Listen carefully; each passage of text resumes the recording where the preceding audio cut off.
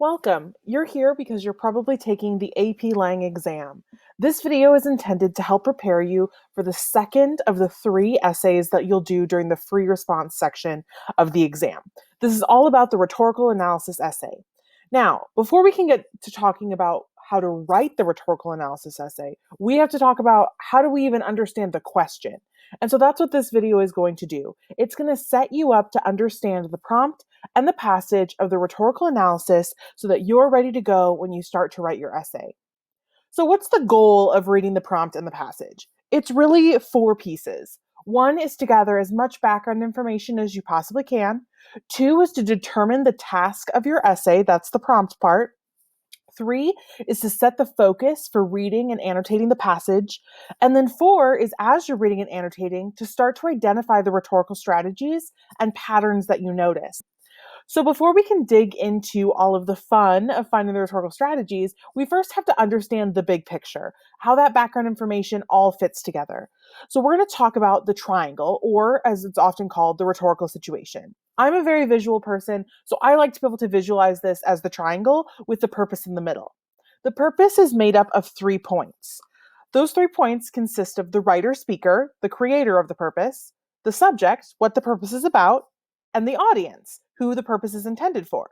This is all then surrounded by that invisible but still very present other information. You have the context. That's the stuff that builds on that background information, what's going on around the situation, the genre or how the writer speaker chose to communicate their purpose, and then the exigence. What inspired the writer speaker to speak out about this particular topic? When we look at this information, we want to think about what does the prompt give me in reference to these different pieces of the rhetorical situation. Having this information about the rhetorical situation sets you up for success as you begin to look at the passage itself. So let's look at a prompt and passage really quick. As we look here at the prompt and passage, you want to follow some pretty systematic steps. The first step is to read the prompt. It's right there at the top. I put a box around it to help you see it. Don't waste time putting a box around it on the actual exam, but make sure you read this carefully. It's golden information for you. 2, you want to mark the elements of the triangle or the rhetorical situation. We're going to look at that more in the next slide. And then 3, you want to underline the infinitive phrase. That's the to phrase. It usually comes after the verb analyze. I'm going to show you an example right here. AP has released information about the stable wording, or essentially the wording that you're going to get to see on every AP Lang exam in this particular prompt until maybe they change it in the future.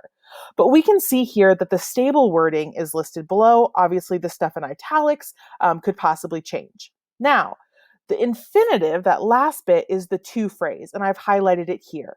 It comes after we see the verb analyzes, and it's usually our next verb. To something. And that verb is going to vary depending on the passage and the prompt. But we want to look at that phrase because it's really going to guide us in our analysis. So let's look and see what this then means. As we look here, we have an example prompt, and I want to walk through what this does. Now, I like to keep the triangle in mind because, like I said, I'm a visual person. I wouldn't spend time drawing the triangle on my paper. I'll show you how I might mark the elements of the rhetorical situation a little bit later in the video. But for right now, I'm going to keep the triangle here to keep us focused. So as I read through this prompt, I'm going to indicate the different pieces of the rhetorical situation that I see. So on the 10th anniversary of the assassination of Dr. Martin Luther King Jr., I already see exigence, that's the inspiration for speaking.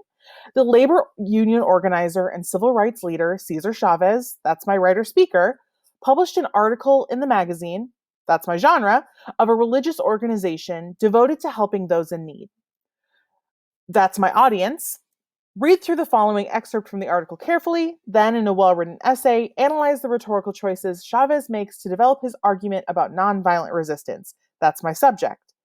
Now, once I've identified the different pieces of the rhetorical situation, I'm going to underline my infinitive phrase that I'm looking at, analyzing the rhetorical choices that Chavez makes to, infinitive, develop his argument about nonviolent resistance.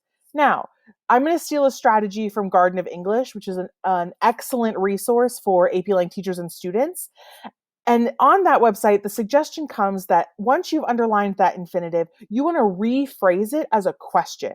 And so we take it and we put that what in front of it, which is What is his argument about nonviolent resistance? We have to know what his argument is before we can think about how he develops it.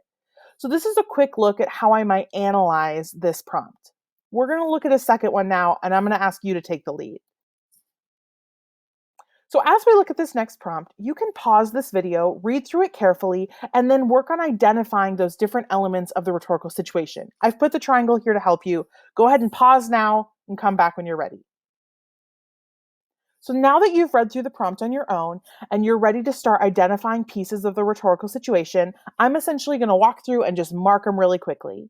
We have a long section of exigence here with a very specific date.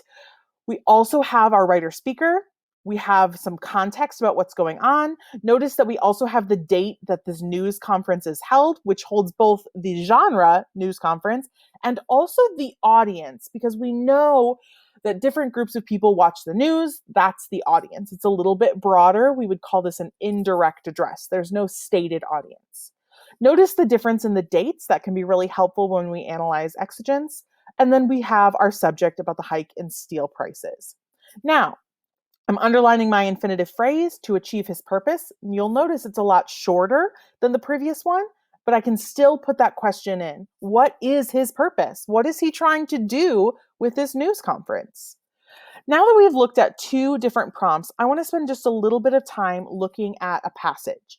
So here is the passage for the Cesar Chavez prompt that we looked at first. Note here that on the side, I've put a guide for some possible annotation strategies. You can really develop your own annotation style. Because I'm such a visual person, I really like to mark up the text a lot. And so for me, it's helpful to have kind of a plan in my mind of what that's going to look like. And for me, this plan on the side works really well. If you decide not to do any of that, I highly suggest you at least consider the first one, which is hashtagging the claims or the main ideas that the author is making by jotting a really quick note in the margin. That's going to be really valuable to you as you go back and one, work on identifying strategies and patterns, and two, start to find text evidence for your essay. If you have that roadmap already written for yourself, it's going to be really helpful to go back and look at. I'm going to show you an example of what this might look like on just one column of this prompt. So here's what my annotations might look like on one column. First, I want to talk about up here in the prompt section.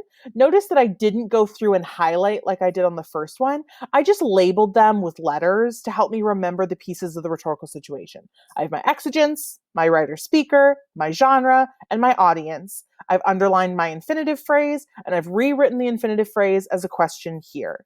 Now, because I have that infinitive phrase, I know that I'm reading to answer this question. So as I'm reading, I'm looking for what Cesar Chavez is saying about nonviolent resistance. So as I go through, you might notice that the things that I underline to start all relate to the idea of nonviolent resistance because that's my focus. Anytime I see the word nonviolence, anytime I see a word that's used as a synonym or replacement for nonviolence, I'm marking it. Then in the margins, I'm noting what does Cesar Chavez have to say about nonviolence in that paragraph, or what is that paragraph claiming? Notice that I've created an abbreviation for nonviolence, just NV, to help myself and save a little bit of time. As I go through, I'm going to walk through some of my markings. So one, I have my hashtags on the side. Two, I'm underlining those interesting or key points, especially related to the idea of nonviolence. Three, I have a star right here, which you'll notice isn't actually in my list on the side, but I came across a statement I felt was too strong to be ignored, and it's right here. Nonviolence is more powerful than violence. One, it's a really strong statement. Two, it's a really clear opinion about nonviolence, and I'm almost positive I'm going to use that in my essay as text evidence, so I'm marking it. Then I have my circles over really strong word choices. Notice that a lot of them have to do with tone and emotion. So resort, demoralization, yearning, and then down here I thought militant nonviolence was such an interesting contradiction. I also have an arrow drawn to connect back the idea of life that I see happening in two different places. I'm a super arrowy person. I like arrows on my text. Some people don't. That's a personal choice. And last but not least, I have my asterisks here that's really analyzing this use of the word we quite a bit in this paragraph and noting that maybe I want to come back and look at that later. Really, all the annotations are doing are setting me up to come back and look at the rhetorical strategies that the author is using. You can do this in any way that works for you, but I highly suggest you do something. You can watch my other video about finding and analyzing rhetorical strategies to look at how I use my annotations and take that to develop my thesis statement. So, last but not least, let's get a few remembers in here. Things that you need to know about reading the prompt and passage for the rhetorical analysis essay. 1, the prompt is a gift to you. It's like wrapped in a bow, handed to you, because the test makers and the readers want you to be successful in your analysis. They are not trying to trick you. They're trying to give you as much information as they possibly can so that you can be successful in your writing. 2, the rhetorical situation and all that information that you find in the prompt is truly invaluable for earning the sophistication point on the rhetorical analysis essay. Because one of the pathways to the sophistication point is that detailed recognition and developed recognition of the rhetorical situation and how that affects the strategies that the writer employs. It's essential that you understand the rhetorical situation. If I can understand how the 10th anniversary of Martin Luther King Jr.'s assassination drives Cesar Chavez's choices and honoring of Martin Luther King Jr., I'm going to have more developed analysis that allows me to explore the complexities of the arguments more by pulling on the rhetorical situation. Don't neglect that in the prompt.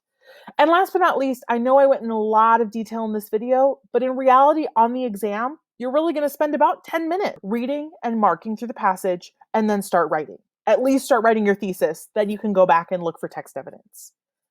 Best of luck. Be sure to watch my video about analyzing rhetorical choices and about actually writing the essay on the AP exam.